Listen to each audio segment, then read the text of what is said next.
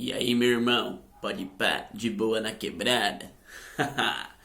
Parece aí o professor aí de toquinha, malandrão. Não, pessoal, é o frio mesmo, né? Caraca, que frio é esse sétimo ano? Nossa, quase que eu não levanto da cama hoje. Levantei igual um picolé congeladão. Pessoal, mais uma aula de história para vocês e hoje a aulinha vai ser um pouco diferente. Por quê, professor? Porque nós teremos revisão da prova hoje. Hoje o professor vai passar uma revisãozinha aí para a prova em tópicos que vai ser, ó, chuchu beleza, mamão com açúcar. Tenho certeza que depois dessa revisão aqui e com os conteúdos que o professor mandou ali para vocês, não tem erro na hora da prova. Vai ser nota 10, top.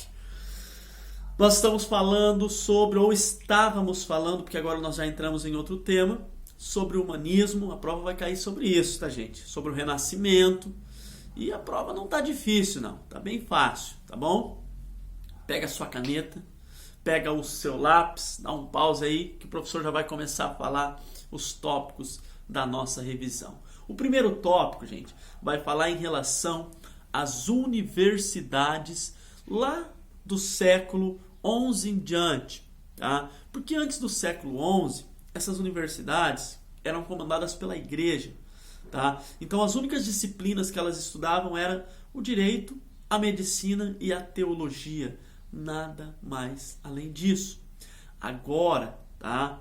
Com toda essa mudança cultural, com toda essa mudança de pensamento na sociedade, vão ser inseridas, tá, algumas disciplinas nas universidades, ali entrando na Idade Moderna, depois do século XI, começando lá na frente, na Idade Moderna, século XV, entram algumas disciplinas, tá? Por quê? Porque a igreja acaba enfraquecendo e esse renascimento cultural começa a, né, impregnar na sociedade. Quais disciplinas são essas, professor?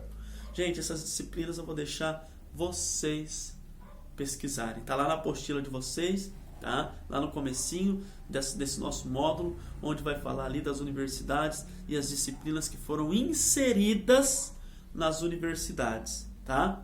Esse é o tópico 1. Tópico 2. Vamos lá, galera. Anotem aí. Tópico 2, tá? Esses pensadores que começam a surgir nas universidades e que agora eles podem se expressar melhor, porque antes a igreja perseguia, antes a igreja, né, estava em cima e eles não podiam nem manifestar suas ideias, eles são conhecidos, gente, como que? Como os humanistas, tá? Agora eles colocam o ser humano como protagonista, eles colocam o ser humano como uma capacidade de criação, com uma capacidade, enfim, esses pensadores então eram chamados de humanistas, tá? Tópico 3.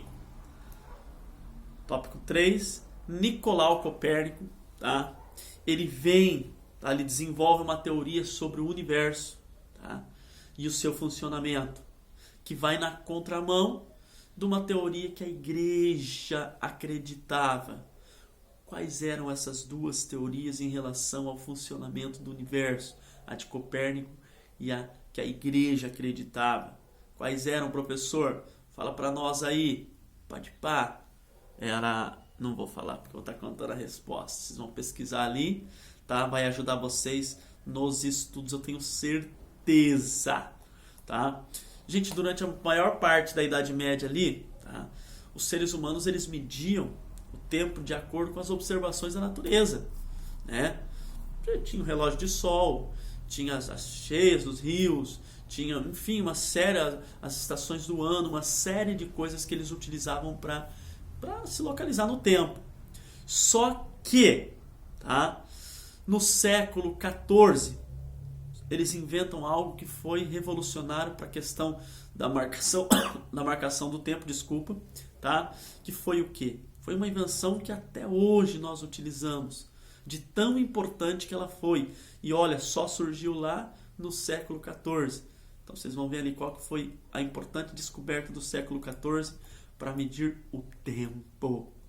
Bem mais que o tempo que nós perdemos, ficou para trás tudo que nos julgou. Considerando que você estudou, quais afirmações estão corretas sobre o renascimento cultural?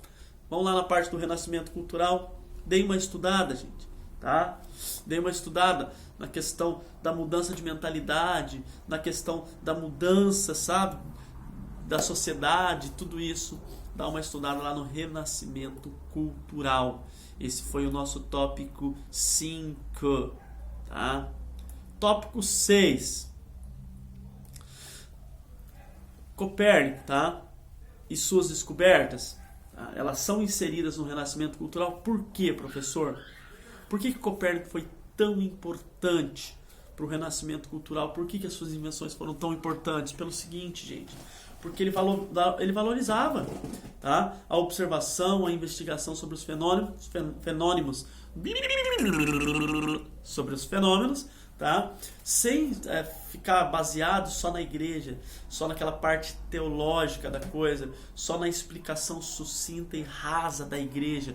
Não, ele queria ir além, ele queria ir mais. Então ele valorizava essa observação, ele valorizava, tá, a ciência, mas ele começa a valorizar a ciência, a olhar a ciência de uma forma diferenciada, e ele pode se manifestar de forma mais livre, porque agora a igreja não está mais daquele jeito, com aquela cobrança, com aquela marcação que era no começo ali, tá? Vamos falar ali um pouquinho sobre a arte no Renascimento, tá? Os artistas da época, eles buscavam um naturalismo nas suas obras, eles buscavam uma perfeição maior, então eles começam a utilizar algumas técnicas de pintura, tá? E vocês vão pesquisar quais eram essas técnicas que eles começam a utilizar. Vamos lembrar que lá na Idade Média era uma coisa bem... Vocês lembram os desenhos lá? Parecia desenho de quinta série, de sexta série, né? Porque eles utilizavam a técnica 2D, não tinha profundidade, não tinha nada de técnica ali em relação à pintura, tá? Então, agora, esses artistas renascentistas, eles buscam, tá? Eles buscam uma naturalidade nas suas pinturas. Então eles começam a empregar algumas técnicas muito importantes ali em relação à arte renascentista. Falando de arte renascentista, nós também falamos dos principais artistas da época, tá? Vou dar uma dica para vocês. Top! Nota 10 sobre os artistas da época. Tartarugas Ninja. Se vocês pararem para pensar, tá?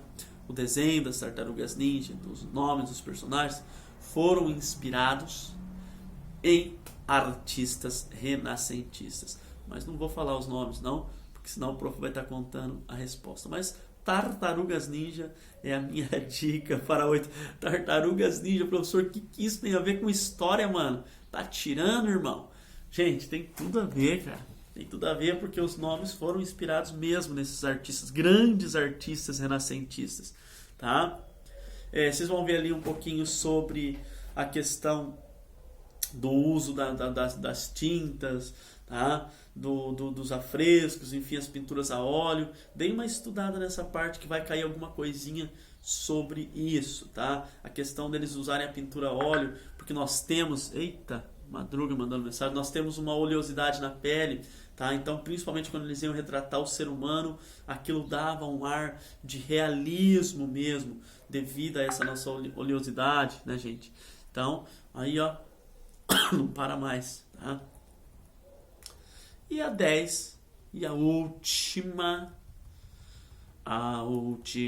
palavra vem de Deus. Ao meu respeito e ao seu, não temerei. Minha voz está meio nasal hoje, por causa desse tempo aí, dessa mudança de clima. E que mudança, né, gente? Meu Deus, nunca passei tanto frio na minha vida. Então é o seguinte, vocês vão ver ali sobre Leonardo da Vinci e ele como um artista atemporal. Professor, por que Leonardo da Vinci, por muitos estudiosos, ele foi considerado um artista atemporal? Gente, porque ele estava além do seu tempo, isso nós já falamos, tá? É só pegar as invenções de Leonardo da Vinci que vocês vão ver isso que eu estou falando. Eram invenções que só tinham projeto, porque não tinha tecnologia o suficiente para ser produzidas na época em que ele viveu. Por isso que eles falam um artista atemporal, além do tempo ao qual ele vivia, tá? Até já falei para vocês isso, eu vou repetir. Tinha um desenho lá que falava de Leonardo da Vinci como um viajante do tempo, que ele era do futuro e ele volta para o passado, e por isso que, né, os seus projetos são tão modernos para a época, são tão evoluídos, tá? Então esse é o nosso tópico 10. Top 10. Algumas dicas para vocês na hora da prova. Lembre-se que responder uma vez não responde mais, então tenham muita paciência, muita calma. A prova tá fácil, tá? Não deixem de fazer a prova, tá? É muito importante para essa nota. Concentra que vai dar tudo certo. É 10 com certeza. O meu maior prazer como professor é pegar a minha prova, tá? E ver que vocês tiraram 10. Meu maior prazer seria se todos os alunos tirassem 10 na prova. Isso para mim seria muito gratificante. Como professor, é sinal que eu atingi o alvo, que eu alcancei o meu objetivo como professor. Amei a nossa live, depois a aula gravada, eu acho que foi bem produtiva. Esse tema não é um tema legal que a gente está estudando Reforma Protestante, mas eu achei que foi top, nota 10, vocês são 10. Tá bom, gente? É o que eu tinha para falar sobre a revisão de vocês. É isso hoje, tá? Não tenho mais nada. Aquele beijo no coração de vocês. Um bom final de semana. Aproveitem, tá? E até quinta-feira com a nossa live, se Deus assim o permitir. E eu tenho certeza que Ele quer, tá? Não vejo a hora de acabar tudo isso. Eu sempre falo, toda aula eu falo a mesma coisa, porque eu tô morrendo de saudade de cada um de vocês. Aquele beijo no coração. Estudem os conteúdos que eu mandei junto com esses tópicos da revisão, que vai ser um sucesso, tá bom? Aquele beijo, pessoal, e fui!